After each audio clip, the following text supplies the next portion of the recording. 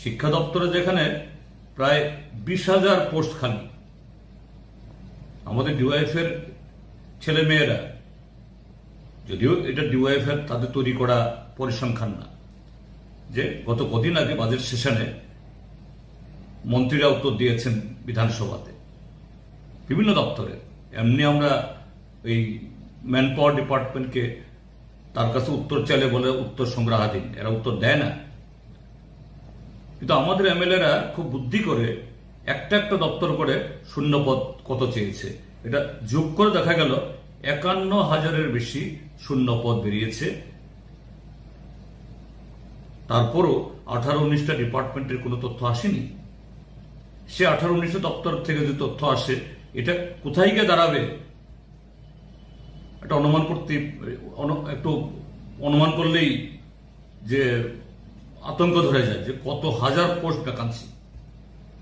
এক একটা দপ্তর তার মানে মঞ্জুরকৃত যে টোটাল পদ তার অর্ধেকের বেশি খালি।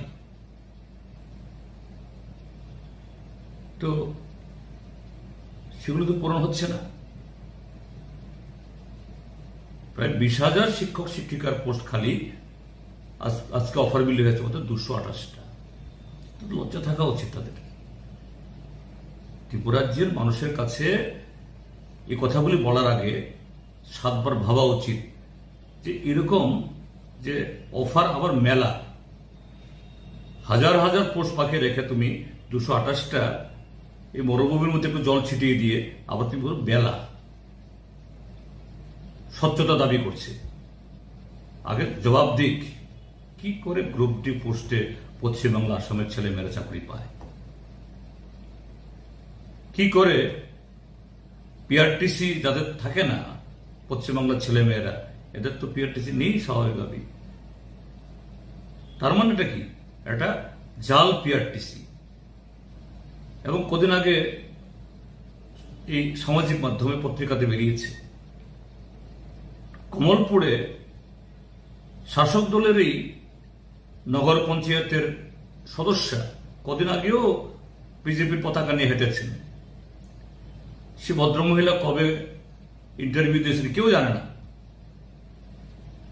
তাকে জিজ্ঞেস করছেন যুবক যুবতীরা, তিনি কারা দপ্তর না কোন দপ্তরে যেন পোশাক পরে খাকি পোশাক পরে ডিউটি করছেন, যে বলছেন দিদি আপনি তো সেদিনও আপনি এই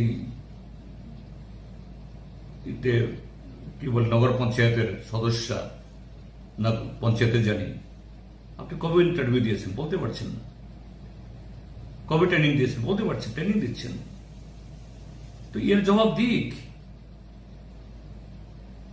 কাজে যারা নিয়ম নীতি রিক্রুটমেন্ট রুলস এগুলাকে জলাঞ্জলি দিয়ে দিন দুপুরে সমস্ত জালিয়াতি করছে, এরা আঙুল তুলছেন যে বিগত সরকারের সময়ের যে পার্টির বেশি অফার বিলি করা হতো। কোথায়?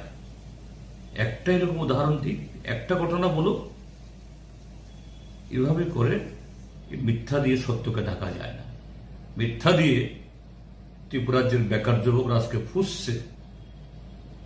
অর্ধলক্ষাধিক শূন্যপদ ফেলে রেখে আজকে সুশাসনের যারা বড়াই করছেন, আর এভাবে ছিটে ফুটা চাকরি দিয়ে মেলার নামে সেখানে সমস্ত এই অসত্য তথ্য দিয়ে বহাবা করাচ্ছেন, এগুলো দিয়ে যে বৈতরণী পার হওয়া যাবে না।